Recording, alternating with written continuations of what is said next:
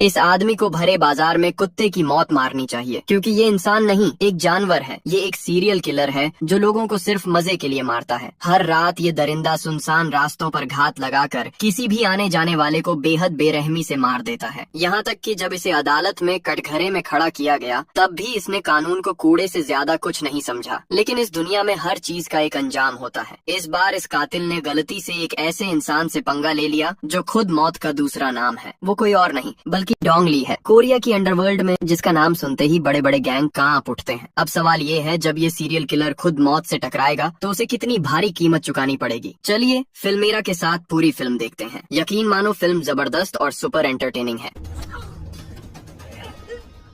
कहानी शुरू होती है एक ठंडे और बेरहम चेहरे वाले युवक से जो कार चला रहा होता है। यही है वो सीरियल किलर जिसकी बात हम अब तक कर रहे थे। असल में वो एक सुनसान सड़क पर अपने शिकार का पीछा कर रहा होता है। वो जानबूझकर आगे चल रही कार को पीछे से टक्कर मार देता है। उसका मकसद साफ होता है, झगड़ा खड़ा करना और शिकार को कार से बाहर निकलने पर मजबूर करना। सामने वाला बुजुर्ग आदमी गुस्से में उसे गालियां देने लगता है, बिना ये जाने कि उसकी जिंदगी यहीं खत्म होने वाली है। और यहीं से कातिल अपनी खूनी चाल चल देता है। वो हत्यारा उस बुजुर्ग आदमी को बेहद बेरहमी से मार डालता है। वो लगातार चाकू से हमला करके उसे इतनी बुरी हालत में छोड़ देता है कि वो इंसान बच ही नहीं पाता। जानकारी के अनुसार ये उस सीरियल किलर द्वारा किया गया 20वां मर्डर था। अगले दिन कोरिया की पुलिस घटना स्थल पर पहुंचती है। लाश की हालत देखकर सभी पुलिसकर्मी हैरान और परेशान हो जाते हैं, क्योंकि रिसेंट के सभी मर्डर एक ही तरीके से किए गए थे। हर बार हत्यारा पीड़ित की कार को पीछे से टक्कर मारता है, फिर मौका पाकर बेरहमी से हत्या कर देता है। इंस्पेक्टर किम इन केसों से पूरी तरह थक चुका है। कई महीनों से कोरियन पुलिस कोई ठोस नतीजा नहीं निकाल पाई है,